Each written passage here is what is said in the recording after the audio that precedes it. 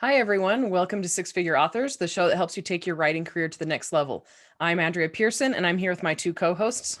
I'm Joe Lalo. And I'm Lindsay Baroker.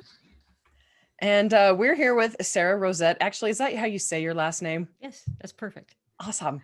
USA Today Bestselling author of Lighthearted Mysteries, co-host of the Wish I'd Known Then podcast for writers, which I was on. That was a lot of fun. Yeah. And author of How to Write a Series, a guide to series types and structure, plus troubleshooting tips and marketing tactics. And we're going to be asking Sara a bunch of questions today about series, how to market them, how to write them, different types of series, things like that. So welcome, Sara. Hi, thanks for having me. Yeah, it's good to have you here and good seeing you again. And you look cute, by the way. Thank you. It's most important, right? Yes, it is. Okay, so my first question for you is what got you into writing and also indie publishing? Okay, well, I've always loved to read and I've always loved mysteries. And, that was like the dream job for me to grow up and be a writer. And so I always had lots of ideas. I had lots of starts for stories, but I never could figure out how to finish a story. I had great beginnings, but no middle, no end, no plot, basically. So I did all these other like writing related jobs and eventually got married, had kids. And my husband said, I think it's time for one of us to go back and get a degree, to get a master's. So, like we can advance in our careers and stuff. And I was like, I don't want to do that. That's like the last thing in the world I want to do is go get a master's degree.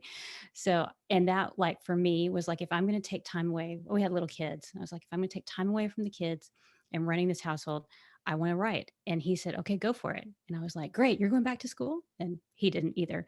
But so it took me about 5 years to write, polish, edit a book. And this was back, pre self-publishing days.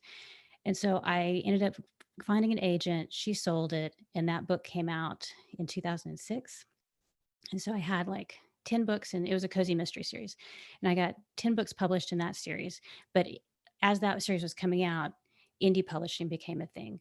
And I started hearing about people who were doing really well. And if you're a mid-list, traditionally published author, you just don't make very much money. And I started hearing about people doing really well and they had control of their content. And I was like, this sounds awesome. So I checked it out and I had no books. So I had to start over and like write some books just that I owned. And that's what I did. So now I have 3 indie series that I published, 2 cozies, and historical mysteries like my new one. And don't write the traditionally published series anymore. So it's a dream come true. Before we jump into the nitty gritty of what types of series there are and marketing and all that, could you tell us which of your own series has been most successful and maybe what you attribute that to? Okay, sure. Well, I did the cozies sold well, but in 2018, I decided I wanted to write a historical mystery, and that series has just done better for me than anything else. And that's kind of taken me to the next level in my writing career. And I think part of it is I had an established fan base in cozy mystery, but historical mystery is sort of cozy adjacent. So there were some people that followed me over, but then there was like this whole new group of people that hadn't heard of me and hadn't read my books. So it opened up like this whole new um, like group of readers who didn't know me. And then at the same time, I also went into audio and I've got all my books, all my backlist in audio now. So now I have like people who are in a new genre who have found me and people who are in a new format have found me. So I think that's just really made the difference. And I mean, maybe it's because it's, my like I've been writing for a while. So I feel like my craft has gotten better. But I think that it was branching out into a new series. And it's very kind of ironic because there's like a saying like stay in your lane, like keep doing what you're doing. And for me, it was like kind of going to one lane over that was helpful. That's really awesome. A lot of the times, I mean, yeah, that's the advice a lot of people give is don't switch around. But I mean, sometimes if it's going to be more successful for you and readers Mhm. respond better, and like you said, you're a better author. And do you think if you went back to the previous genre that it would, I mean, it would go well? I mean, Yeah, I think so. And I probably will go back to cozies. I mean, I have readers asking for that. And I probably will go back, but right now the historicals are doing well. So I'm going to focus on that. But I think there's something too about being new. like as a reader, I love new authors, I love new books. And if a whole group of people sees you and they don't know anything about you and they like what they see, a lot of them, the hardcore mystery readers, are going to go find all your books. And so that just kind of multiplies. So I think that's the lure of the new is, helpful. But then I'm not leaving cozies because they're a lot of fun. I love cozy mysteries. I think like half of our listeners are probably quietly crying inside because they're no longer new authors. That's true. Yeah. Okay. Are there any reasons why an author should or might want to write just standalone books? Sure. Yeah. I think probably it depends on what you love. I mean, I love as a reader, I love series. So that's kind of what I'm drawn to. But there's plenty of reasons.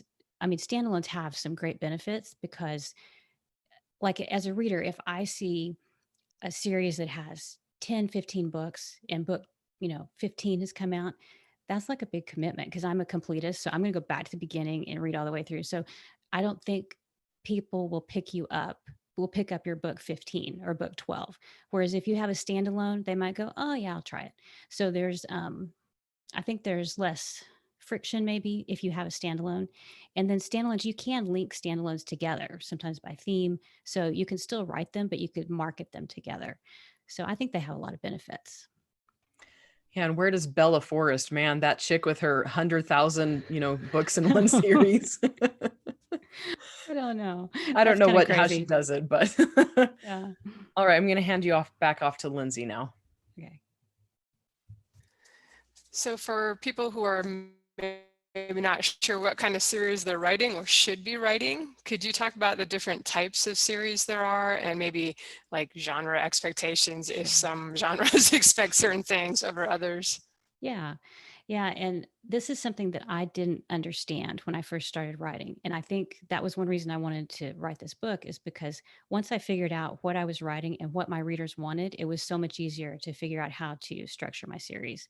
So I feel like, and this is just how over time I've kind of organized the books in my mind. So I hope it's helpful. If not, just, trash it and go on and figure out your system. But I feel like there's the multi-protagonist series, which is usually like linked standalone books, like very common in romance. So you've got individual, either it could be an ensemble cast too, where you have alternating books, with a point of view from different main characters, but usually it's romance. And it's like each book focuses on a couple. And they may appear later on in the other books in the series, but it's just, a quick check-in, or you can kind of see how they progress. But the other books focus on other couples, and usually they're linked somehow by theme, setting, relationship.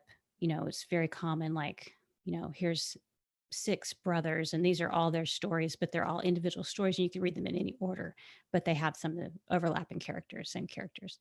So that's really common in romance.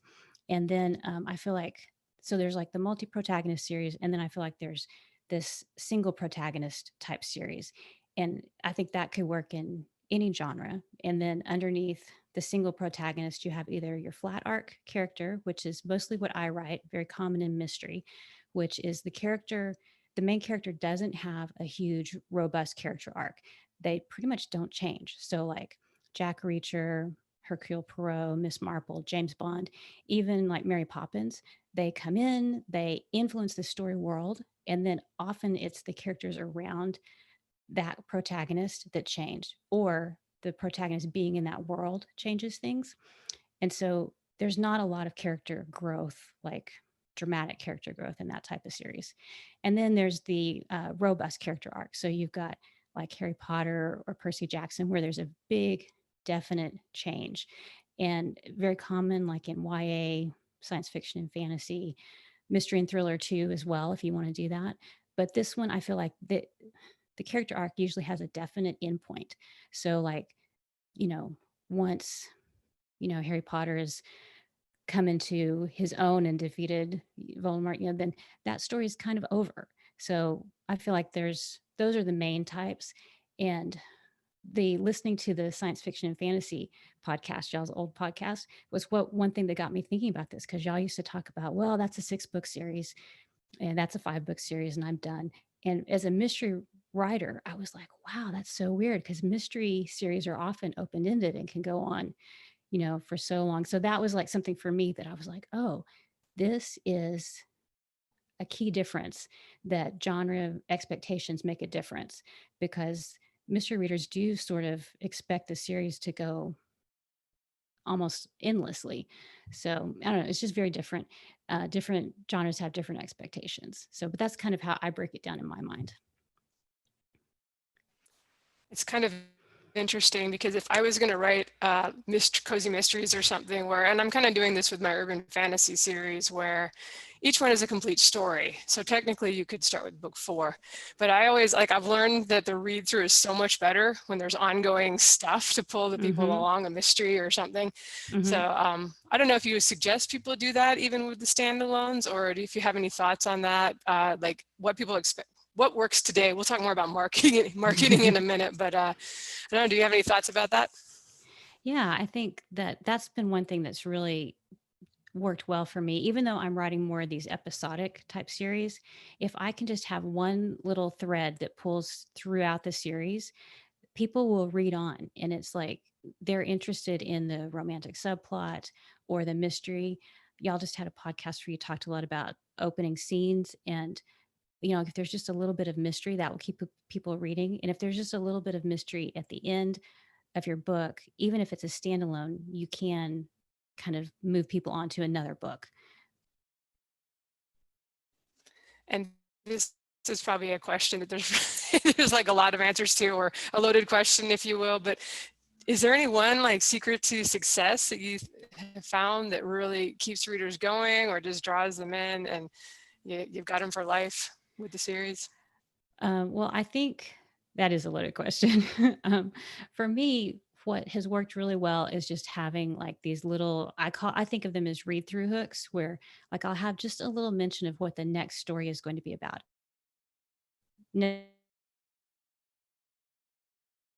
Hint of what's coming up in the next book. So that's worked well, because people, it just gives them a taste of the next story. And if they're into those characters, they're in for the next book. And then a romantic subplot, that's worked really well. I've had more readers are interested in the relationships between the characters, I think, sometimes than the plot. They're then like the mystery plot. They want to know what's going to happen. Will they or won't they? And I think that's a huge draw for readers. And then, of course, the question becomes like, how do you keep them apart? And then if you get them together, how are you going to deal with that so that it's not boring afterwards? So that has its own issues. It's funny how often, like long-running series, it will really be like, well, the plot is just what's happening while we're waiting for these two to sort of sort out their situation. But all right, so a question I have is, if you have a particularly long-running series, especially if it's a particularly long-running series that does have character development, how do you keep straight the information? Like, how do you just keep track of all of the canon so that you don't contradict yourself or repeat yourself? Right. Yeah, this was something that I didn't do with my first series that ended up being 10 books. And I really wished I had. I wished I kept better track. So I think it depends on what kind of person you are. Like if you love spreadsheets, maybe you create a spreadsheet with information about, characters' eye color and what kind of car they drive and all that. Um, Other people, you can hire that out. You can hire people to create a story Bible for you. And there's some VAs that do it. It's not very expensive, really, considering how much time it could save you. I know authors that they just go back and they reread all the books before they write a new book in their series, which to me, that seems like overwhelming. I wouldn't want to do that, but you could do that. And then like that series that I had that I didn't have the spreadsheet or any information really except what was in my head. I used to just go back and I would search and I'd think, okay, I remember I mentioned her car in this scene, and I would use Control F and just find the scene. Is time consuming, but less than reading the whole book. So yeah, I think you do have to keep track of that, and it is challenging. Lately, I've been using Trello. I don't know if y'all are familiar with that. It's just a online free thing that you can use to organize pretty much anything, but you can add pictures. So what I've been doing is like I'll have like a list. You can create a list and I drop in pictures of like what inspires me for a character, and you can put in, a little snippet about what they look like, and I have one like for locations, like different buildings and what they look like. So that helps me because then I can just open that up and go right to that and go, oh yeah, that's, he has, brown hair or whatever. You talked a little bit about characters already, but for people who maybe are going to do 10 or 15 books, do you have any suggestions on dealing with character growth and kind of keeping characters fresh over a series, especially those types that seem to not change much between books? Yeah. Yeah, that's a challenge. And that was something that I didn't know how to handle when I first started out. So what I did, because I was writing more of a flat art character, was I gave her like little small challenges in each book. And so it was like little mini arcs in each book. Like, in one book, she just wanted to go on vacation. And like all these things kept happening to prevent her from leaving to go on vacation. So like at the end, you just get she solved the crime. Everything's fine. Now they can leave. So there's like little tiny things like that.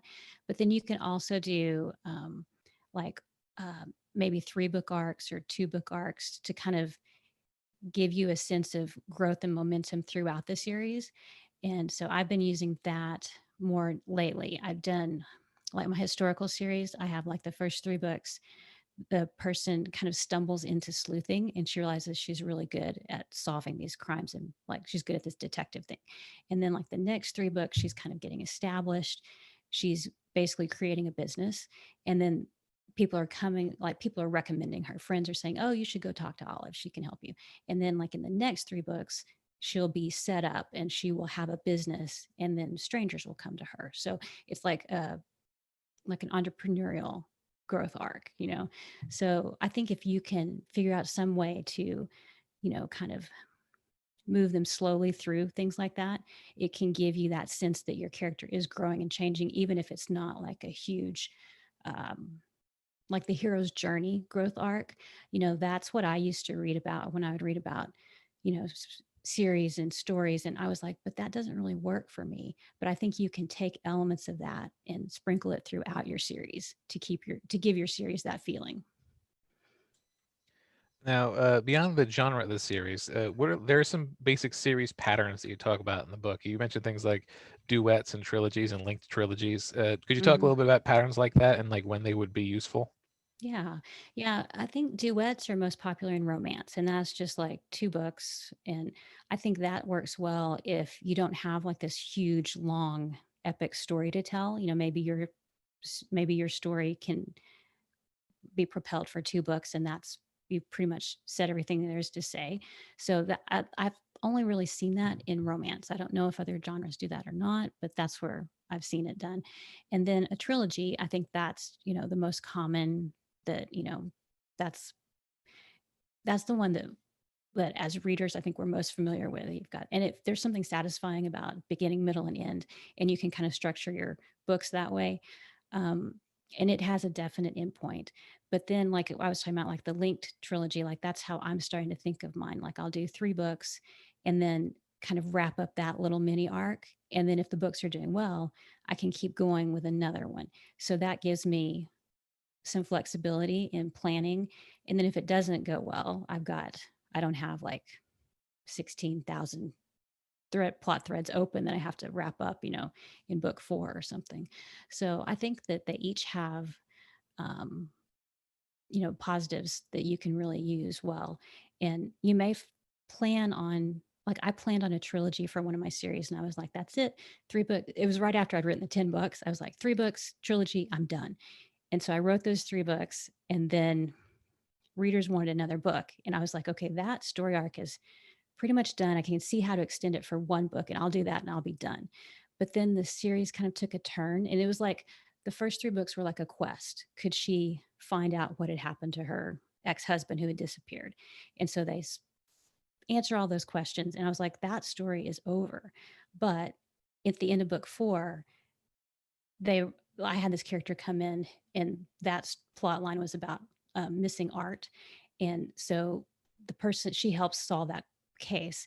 And the person who was involved in that was like, well, would you like to come to work for me as a consultant in art recovery? And so I literally got to the end of that book and I was like, oh, this series can go on and I can write about that. So then that kind of turned into, can she, succeed in this new field? So sometimes you can extend it if you want, but you have to find a reason, a logical reason to extend it. I don't think it's good to keep going back over the same type of arc again and again. Yeah, really good points. So we have people in our Facebook group ask, like, they'll write a book and ends up being really, really huge, and they're not sure what to do with it. And members will frequently recommend them divide the book in half or into thirds, turn it into a series. When would this work, and how could authors do it successfully? Well, I wouldn't recommend it for mystery because if you don't say, who done it, it's just not going to work. You want each book to be complete and satisfying. And that's the trick to a series, is like you have each book is such a good experience that the reader wants to go on and read more. But there's just enough sort of hints that you want to go on and find out what else happens. Not everything is wrapped up. You have a couple of threads. So if you can do that, if you have a really long book and you can do that and kind of break it up, then that could work really well. But I think you'd have to be really careful. If you have a really long book and you just chop it up, that could, as long as it's a good reading experience, then that's okay. And, as long as readers are happy, that's great. But I would be hesitant to do it if you don't have, if readers aren't going to enjoy it, then I wouldn't do it. I would be very careful. Right. It seems like mystery and romance in particular, they really want the resolution at the end.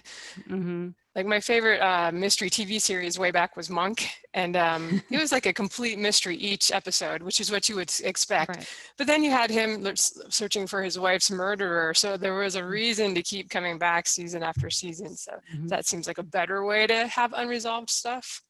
Yes, I think so. And I've noticed that if you even have some sort of mystery or just something that's not explored, a backstory of one character, people, and that goes throughout your series, people will be into that just because it's not closed off. They're like, well, what about that character? You said he was mysteriously leaving town and wouldn't tell anybody what he was doing. What's going on with him? That kind of compels people to keep going. So you can have the episodic type series and then have the big overarching question, but the thing with that is you have to have a really good payoff. If you've propelled this question for 3, 6, 9, 12 books, and then you get to the end and the payoff isn't worth it, like, it's very disappointing. I just read a series where I was like, oh, that was the payoff after 4 books. Oh, it's just not good. I feel like there have been a lot of TV shows like that because the writers don't necessarily know when they're opening all these loops in the first season, like, oh, this would be fun, but they haven't figured out how it ends yet. So cliffhangers can be a divisive topic. Readers hate them, authors love them, or, we've definitely seen that it tends to really help with read through and people are really excited to read the next book. For those of us who are doing a series that does span 8 books and it is a complete thing, do you have any thoughts on how hard of cliffhangers to do, whether to do them or not, or just to experiment? Yeah, I think experimenting is probably the best because I know that, like, I would never do a cliffhanger where they don't find out who done it. That would be horrible. That would make readers not happy. But I think that readers don't like cliffhangers, but they do work. And I think if you have either the next book like on pre-order or it's out, in a short amount of time, I think you can do a cliffhanger. I think the thing is that makes readers upset is if there's a cliffhanger and there's no evidence that there's another book coming, like, for a year or two. That's when they start getting a little upset. And I think that if you can have something on pre-order, or you can say, well, I'm working on it, it'll be done in 6 months, that can go a long way towards making them not be angry at you. All right. Now, we talked a little bit about this, but I'd like to talk a little bit more if we can. What would you say is the ideal length of a series? Like, I should say, what happens, let's say you plan out a series and it's going to be 8 books. and then it falls flat halfway through its run, or maybe you get to book 8 and there is still or like a rip roaring demand for it. How do you handle both of those contingencies? Okay, well, I think that I don't know that there's an ideal length for a series. I think it depends on, each person and the stories and what they envision. For me, 6 to 7 books seems to be kind of about where I normally fall. Um, I think if I was going along and it wasn't doing well at the 3 book point, I would try and wrap it up. And that can be challenging because it depends on how many threads you open. So it might be smarter when you're thinking about your book to say, okay, I'm going to open up these 4 subplots in books 1 through 3. And I would like to write these others, but I'll hold off on those. And if the series does well, I can bring those in book 3 and 4. And, that way you haven't given yourself like a ton of too many things to wrap up. Um, you just have to make sure that you don't have 1,000 subplots open. And then if there's like if you've got a series going and the readers just love it, um, you've kind of if you've kind of completed your arc and you want to go on, you just have to figure out a new path that they could take. So like there's all kinds of things. Like if you start thinking about like when people's lives change, like maybe they get divorced, maybe they get married or remarried, maybe they move somewhere new, although that can be tricky because if your readers really like if your readers like a small town series, I wouldn't move them to the city for something new because then you're taking away all those things that are part of the things they loved about the series.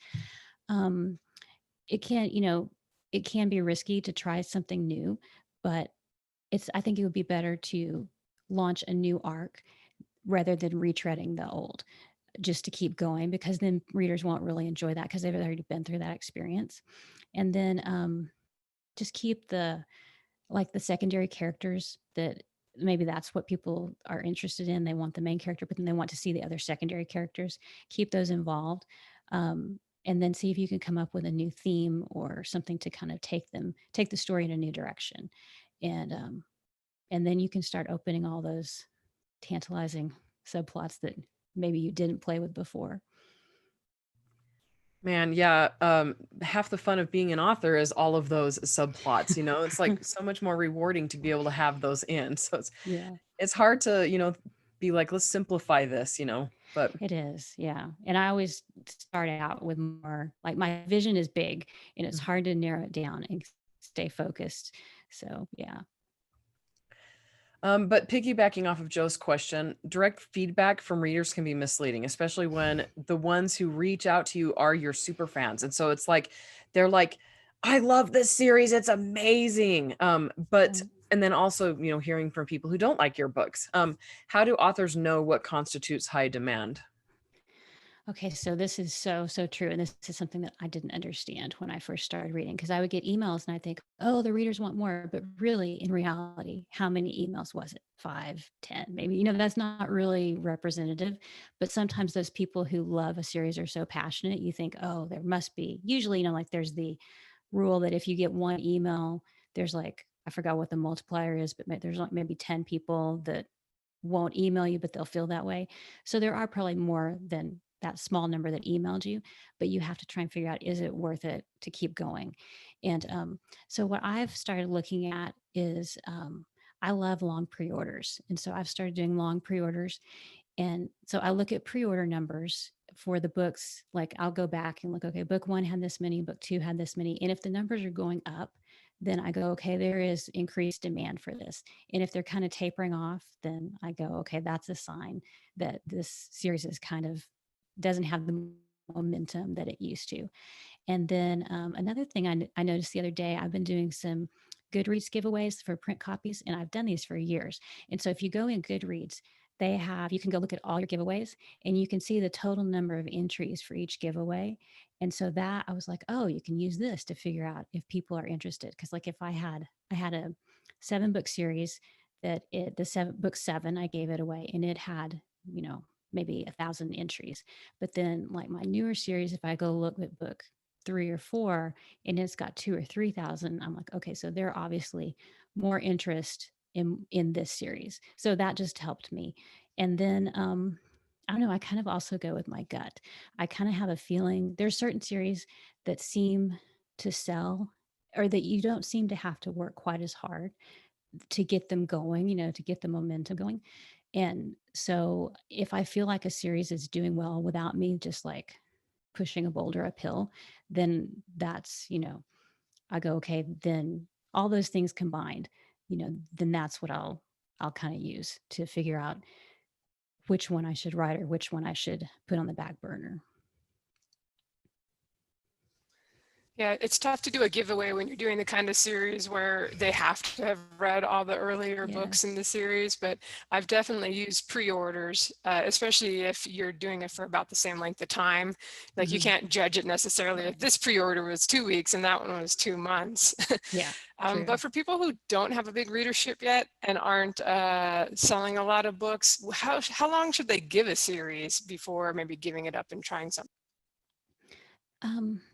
For me personally, I usually think 3 books is a good marker. I mean, like if you write book 1 and then you bring out book 2 and the sales are much, much lower, then that might be a sign as well. But sometimes a lot of readers will wait to see if you're going to bring out the other books because they don't want to try a series because they've been burned. They've read book 1 and then there's never a book 2. So some readers kind of hold off until a series has at least 3 books or is complete if you've said it's a 5-book series or whatever. Yeah, it can be tough. And so for me, but that is a big time investment. I mean, for me, it takes me a while to write a book. And so like planning 3 books, that's pretty much like a year and a half of my writing, mental work. So that can be a big investment. But yeah, I would give it at least 2 or 3 books and see, because, sometimes things change and, genres that weren't selling well get hot and popular and then things take off. And so sometimes you just don't know. You're going to have to give it a little time.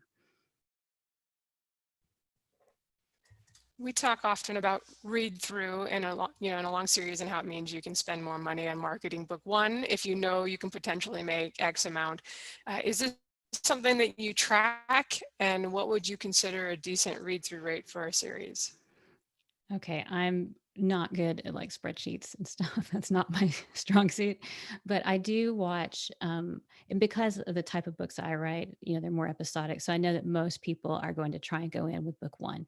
So if I have a sale on book 1, I'll look to see, what the read through is from book 1 to 2, and then, from then on. And I've noticed that if a book is, if it's free, the read through is usually much lower because a lot of people will pick it up that probably really don't have any intention to reading it, but they'll just get it just in case. So that read through may be lower, and if you can get 20 to 30% read through, I think that's pretty good for a free book. But then you're from book 2 to 3, you want that to be much higher. So I tend to look at those things that I was talking about, like the Goodreads giveaways. And I even look at like signups for my reading team to see if people are interested in the later books in the series, to find out if they are interested. And just watching the sales and seeing, what the results are. That's been the best way for me to kind of figure out how things are going. Yeah. And I tend to kind of just, I've also had some books in with Hoopla. And so they used to send me like the downloads basically. So, and that was very interesting because there's no real sales through Hoopla. It's just library borrows.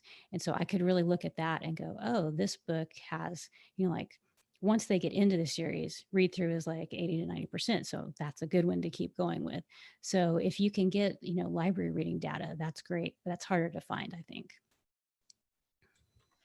All right. Now, I've experimented a lot with spin-offs and side stories in my series, particularly my epic fantasy. And how would you suggest things like that be handled? Because it seems particularly challenging with prequels or like parallel threads, because I can't tell you how often I get emails asking for the definitive reading order. So like, what are your policies on that? Well, I think you're much more prolific in the side stories and spin-offs and prequels than I am. But yeah, I think that those would be great things like for giveaways like reader magnets and things to keep readers involved in your stories. And what you could do is like a reader's guide, which I've thought I need to do that because I did do a crossover. I was ending a series. And so I did a crossover between the last book of that series and the historical, like it was a dual timeline thing. And so now I'm kind of in that situation where you can only link it through one book on your KDP dash. So I know there are people that would probably be interested in this story, but they don't know that the two series are linked, So I think what I should do, and it's on my to-do list, but I haven't done it yet, is just to create a reading order and say, this is a good starting point for the cozies. This is a good starting point for the historical. If you're interested in these two, then this is where the series crosses, and you probably want to read book 6 before book 5 in this other series. So that would be one way to handle it. And, I wish that there was some way we could do it on the retailer. And I put in, the uh, suggested reading order on the book description, but I don't know how many people actually scroll down and read all that. So, but yeah, I think that like the side stories and the spin-offs, that can be really good for like pulling people into your world that maybe it gives them some extra content that, um, if you just write novels, then like my readers have to wait longer for more content because it takes me longer. And readers do actually, that suggested reading order, I've got that on most of my series, and I get people saying, thank you for putting that there because they're like, I don't know what to read Yeah. in what order to read it in. Yeah. So what have been your most successful strategies for marketing a series? And conversely, what are things that haven't worked out so well?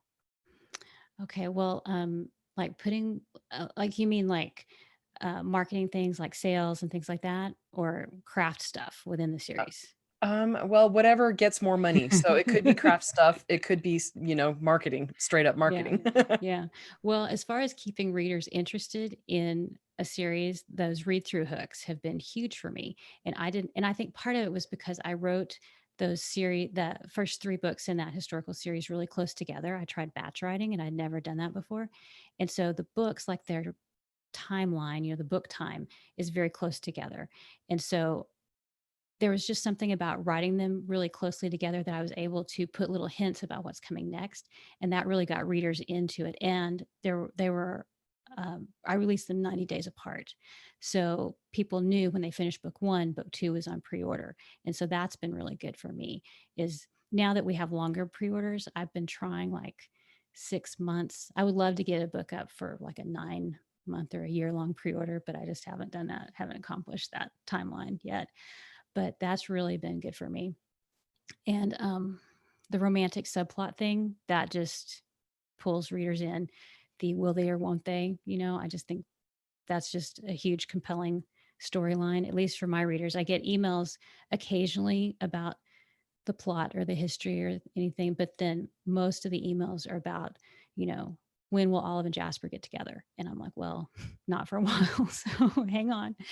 But that, and then like for sales and stuff, I think for me, putting book 1 on sale or doing a book 1 perma-free is, just the easiest thing to do to get people into the series. So that works really well for me.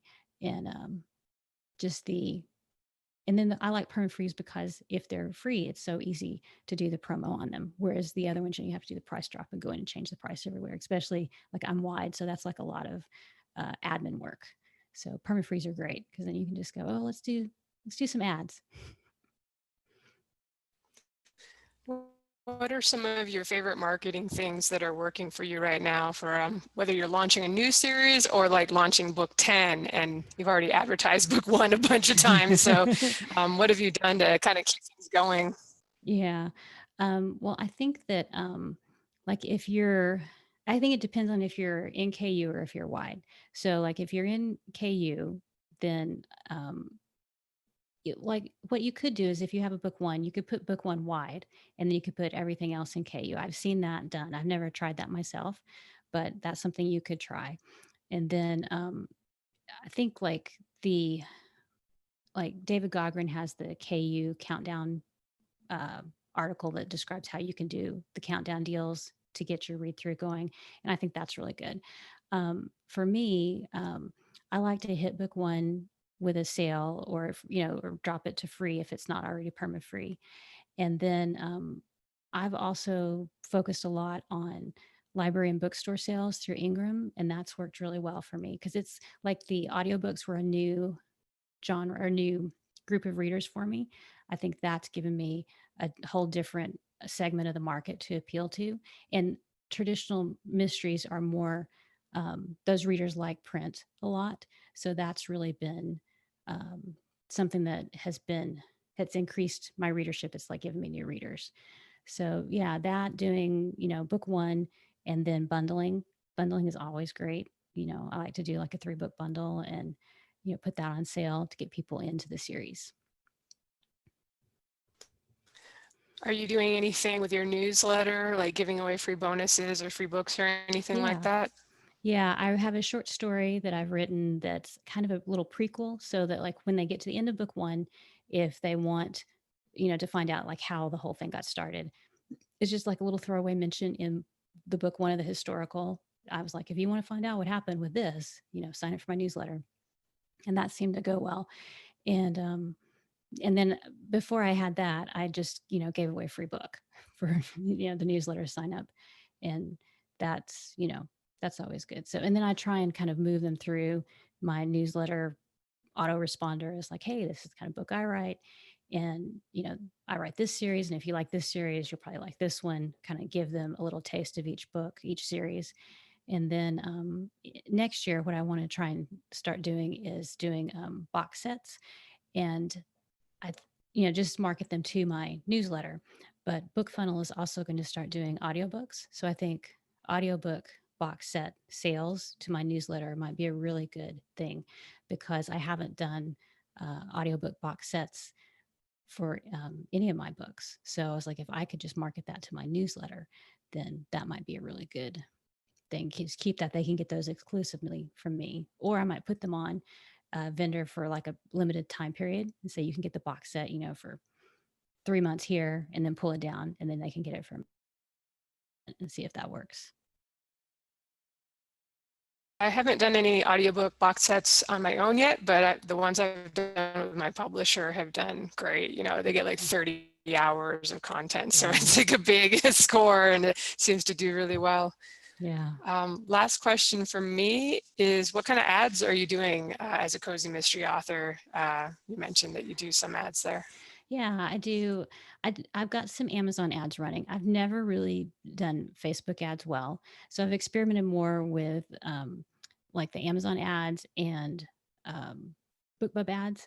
But really what works well for me, and I think part of it is the time investment.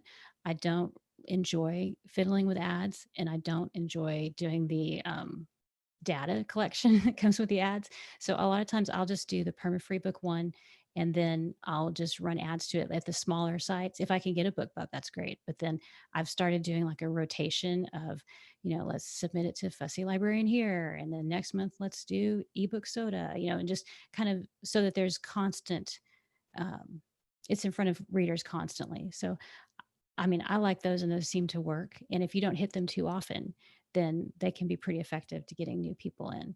So I've done that. And I don't do many newsletter swaps or anything like that, but mostly just, I always have plans to do more Facebook ads, but I just never really don't have that great desire to dip into that too deeply. I can certainly empathize, particularly since I am a pundit on a marketing show, and it's like, man, I really ought to be more hands-on with this stuff, but I just like writing better. Yeah.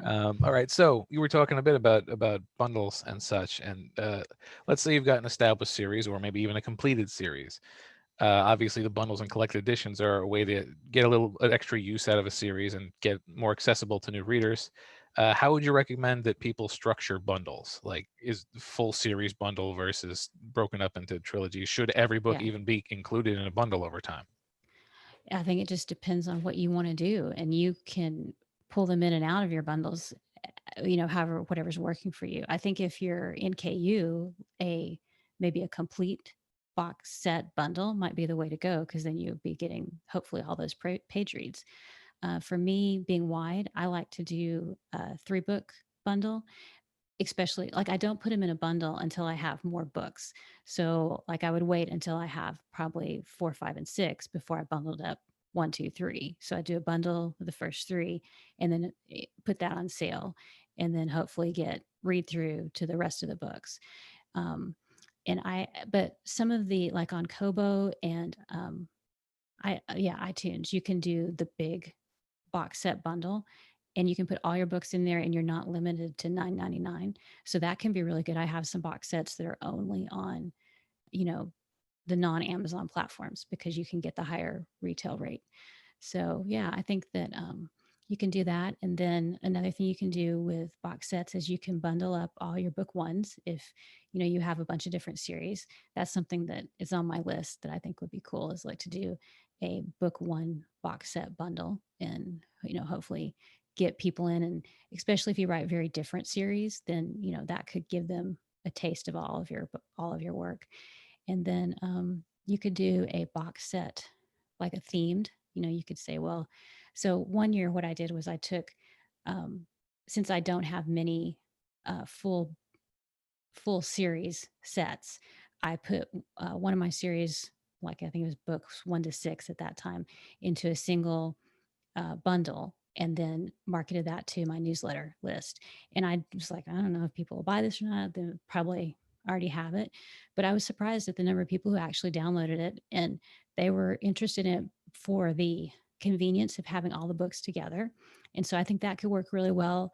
Like if you have a bunch of side stories or short stories that go with the bundle that aren't available, or that go with the series that aren't out, you could bundle them all together and say, here, get the complete set, and maybe do that like for a limited time, like a Black Friday deal, or, Christmas bundle or something like that. So yeah, I think there's a lot you can do with box sets. Part of the problem is authors get overwhelmed. There's tons to do, but they get overwhelmed, and Yeah. And you've got to figure out, I mean, I feel like box sets are pretty easy because you've already got all the content. It's just getting the new cover and getting it together and putting it up for sale, which, I mean, sometimes that can be more than we can handle at times. But Yeah, a lot of my clients, I mean, I've got kids and I homeschool, and I'm overwhelmed, but a lot of people are just overwhelmed by any prospect of admin and marketing. They just want to write, and I understand that. Okay, so what's the name of your book again, and where can people find it? Okay, it's called How to Write a Series, and it's wide, so it's everywhere. And I actually just recorded the audiobook for it, so hopefully that will be out soon. And we'll see how that goes. That'll be my first narration. So Awesome. Hopefully it turns out good. You did it yourself then? I did. Yeah. I had somebody else do all the engineering. Yeah. So yeah. Awesome. And the first day I was like, this is great. Why don't I do more of my books? And by day 2, I was like, I don't pay my narrator nearly enough. That's awesome. Do you have any other books for authors available? Is this your first one? I have a book called How to Outline a Cozy Mystery, because that was something that there seemed to be a lot of people writing cozy mysteries, and they had a lot of questions. And so that one is just basically a workbook. And there's also a course to go with that if they want more in-depth, and that's all on my website. So just sararosett.com. And that's called How to Outline a Cozy Mystery, you said? Yep. Awesome. And did you want to tell anybody like titles of your fiction series, anything like that? Oh, sure. The historical is called the High Society Lady Detective Series. So I've got all my keywords in there. And then I've got a series about, it's the most popular cozy contemporary series is about a location scout who does Jane Austen adaptations. So she has to travel around England and look for locations to shoot Jane Austen adaptations. And that's called Murder on Location. That sounds fun. I love, love, love, love cozy mystery. So yeah, I mean, it just lets me indulge all I intentionally pick subjects that I'm like, yeah, I want to find out what it's like to be a location scout. Yeah, let's do that. Okay. So, and then also for listeners who aren't aware, what is your podcast? You do it with Jamie Albright. Yeah. And it's called Wish I'd Known. And or Wish I'd Known Then. I always leave off the then, so Jamie will laugh at me for that. But it's called Wish I'd Known Then, and it's just we talk to authors and we just ask them, what they've learned and what they wish they knew when they started out, and kind of like lessons learned. And it's just authors that are doing well and what we can pick information from their brains to help us out. Yeah. Awesome. Okay. So your website, you already said it, but I was talking over you. So where can people find you? Okay, it's just Sara Rosett, just SARA, and then Rosett, ROSETT.com. ETT. Okay. Yeah. Awesome. Well, thank you so much for joining us. Thanks for having me. It's been really fun. Yeah, lots of great information about series and marketing, and again, gave me lots of opportunity or ideas. Now I'm like, okay, if I don't put him down for a nap, oh wait, no. Awesome. Yeah, thank you so much. And thanks to everyone for listening, and to Joshua Pearson for producing the show. Listeners, you can find the show notes or leave a comment or question at sixfigureauthors.com with the number 6. Definitely come join our Facebook group. And the correct answer to who has the best beard is not meow, meow, meow, which is an answer we had recently. Got some really random answers, but anyway, so the correct answer is Joe. So that's pretty much it for us this week. Thank you again, everybody, and we'll talk to you all later. Bye. So long, everybody.